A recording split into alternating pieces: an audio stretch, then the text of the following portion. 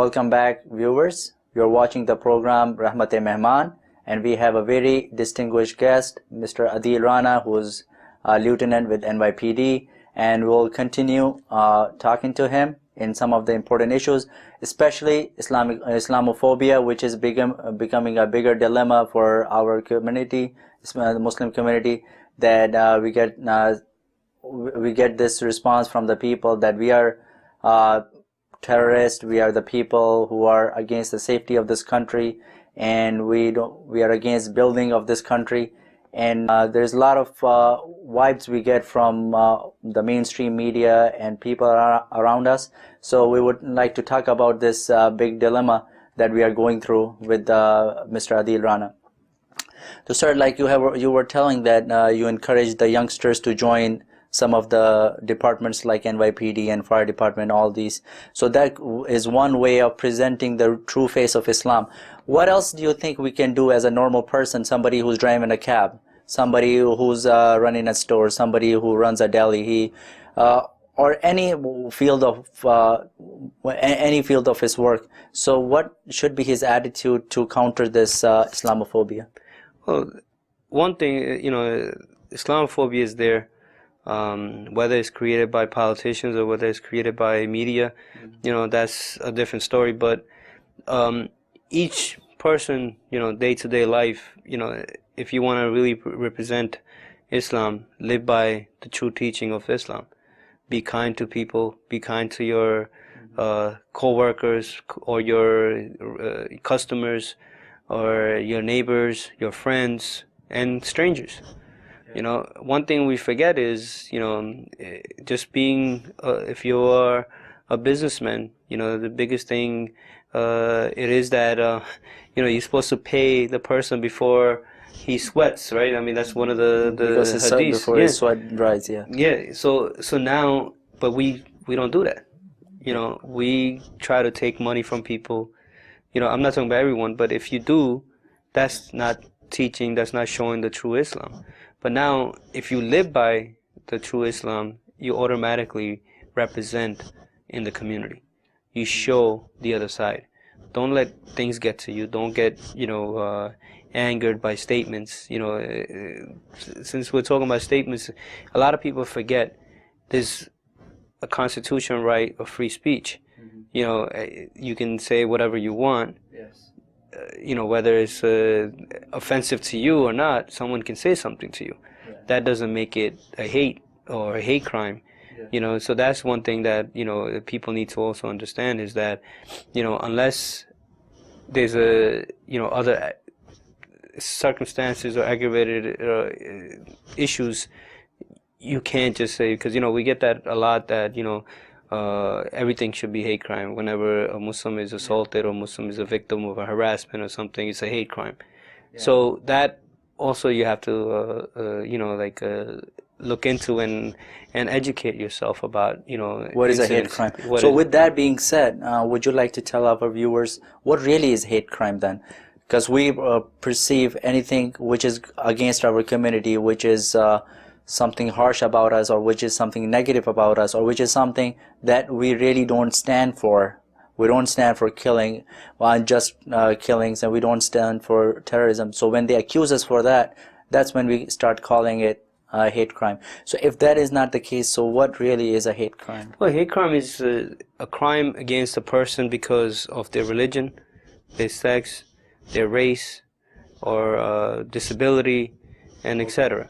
So, but if someone just goes and commits a robbery, but just because you're a Muslim doesn't make it a hate crime. Okay. So unless that person was targeting you because of your religion, the way you dressed, or the way your culture or your race is, then combined it with the robbery, then it becomes a hate crime. If you're just dressed like a Muslim and you have a nice kufi on and you're walking on the street, you get punched by somebody saying, "Oh, go back to your country," or that's a hate crime. That's a hate crime. That's a hate crime because it's mixed. It's combined with an assault. Yeah, that's combined with an assault now. It's not only words. Now he has taken an action. Correct. So what should you really do in this in The this first event? thing is that, like anything else, you should, watch your surrounding, see what's going on around you. Be aware of where you're walking, the time, you're walking, who's around you, and, take mental notes. I know sometimes it's hard, but take mental notes. And if something does happen, call 911 right away. Yeah. And try to remember as much as you can. So this way you can give the responding officers, or actually 911, the description, because that's at that time it's still fresh. Yes. Once you let 5 minutes, 20 minutes, 30 minutes, or even hours go by, you get, start forgetting stuff. You start mixing things with other things in your mind, so you might lose the exact description or exactly what happened. So try to, throw it out there early as possible, so this way it can stay fresh and it can be recorded early, so this way when it comes to prosecution and, catching the individual, it can be used properly. Yeah. There is a few events that happened in the past I wanted to talk to you about. The Imam of Masjid Furqan, Mr. Akunji, he was killed, he was martyred on a midday coming back from a masjid, and it was not a robbery. He had $1,000 in his pocket and nobody took it. And if you see the videos from around, you see that he was shot and the guy did not even approach his pockets. He just ran away. So we were demanding it to be called a hate crime, and NYPD has not declared it as a hate crime. Then what do you really think? How should we perceive this event? What really happened? See, again, it goes back to, the circumstances. It spells out, let's say, a hate crime. As a Muslim society, we were trying to push for the same issue with the community, with the department, but when you actually catch the individual doesn't say anything. Why would he say anything? No, but I'm just saying, like, as far as, to have a complete crime, like, obviously, we have the evidence, we have the weapon, but his mental state, according to him, he's making statements, which is all in the media, and that, he loves everyone. He loves Muslims, he loves every religion. So just looking at that factor, you can't, by law, you can't just say he did it because of hate, because there's no evidence of showing hate. I know you're looking at the words he's saying, but at the same time, if you look at his actions are not robbery either. Mm-hmm. They're not any other crime. His actions tell us that he was there to kill. He Right. shot him in the back of the head and Right. he ran. No, he did not approach. I mean, obviously, his action was to, either injure or kill somebody, right? Yeah. But it doesn't state that his action didn't state that he wanted to kill or injure this person because he was dressed in a certain way, or if he was a Muslim. By just looking at the video I'm talking about, and then of course when you arrest the individual, you ask them these questions, you go to the briefing, and if the individual doesn't say it, it's up to now the district attorney to, prove it in front of the jury and the judge to say, what was the cause, what was the motive behind it. And in the same lines, I wanted to ask you, in these events when these prominent figures of a Muslim, because Imam is a very prominent figure, and this has never happened in the history of the United States, that Imam getting shot like this. These are the people who have devoted their lives for their masajid, for the sake of Allah and for the betterment of the people. So these are a different group of people, and when these group of people get attacked, then it is something serious.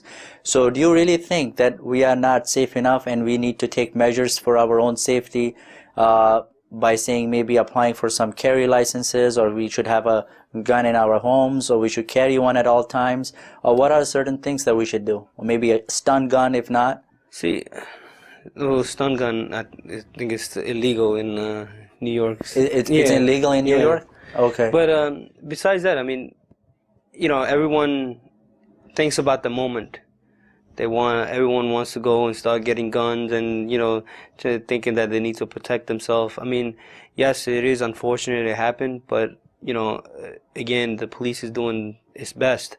And you can see the crime rate in New York City that's, it's gone the down. record low. It's because of the great work that, the men and women do every day. And, by having an incident in one community and thinking now we have to, get guns and, carry, of course, it's the Fourth Amendment, right? Like you have the Second Amendment, right? So you have a right so to, second, you have a I right to should, protect yourself in the state. yeah. So you can bear arms for protecting yourself. This was never brought up so much until this imam, especially imam, got shot. A lot of Muslim people have been getting shot, robbed. So many things have happened. Nobody had said words like this. But after this event of Akunji, it's getting a very serious response, and we want some suggestions from you. What should we do in these events if we don't feel safe? Should we really go and apply for gun license to have something? So in an event like this, you have something to protect or make you feel better that you're protected. See, I don't see the necessity to go apply for a permit or carry permit. But I mean, obviously, it's everyone's right if they want to do it. There are steps that you take, and you apply for it, and then you go through the process. But I really don't think there's a need because of the incident that happened. There is a need for more security in around the mosque. And as a community, you can do that yourself. You can put more cameras, in the mosque, around the mosque, and this way you are, in charge of those, because I know there's a issue with the trust, with the community and the police. So, if you think that, you need to, you don't want police to be watching, you can do it yourself. You can be watching yourself. You can Have a get private involved. security, you would mean, you would say? I mean, you Private can security? get private security if you like, but again, I don't think there's any need, as far as if you look at the statistics and you look at the history of the How things are moving. going. But I really don't. But you need to be aware. You need to be aware of your surroundings. You need to know your institution. You need to know your neighborhood, and the best way to do it is you being involved with the police department, with local precinct. You can go to their local monthly council meetings that they hold each month. Each precinct has a monthly community meeting where you can go and learn about. Yeah, this is the next questions I have to ask you, Okay. and viewers would like to take a little short break here, and we'll be back with more questions with Mr. Adeel Rana on the few steps that we need to take living in this time where we are not feeling as secure, and how we can feel better and more secure ourselves here in Masajid and in our communities. So please stay tuned. We'll be right back.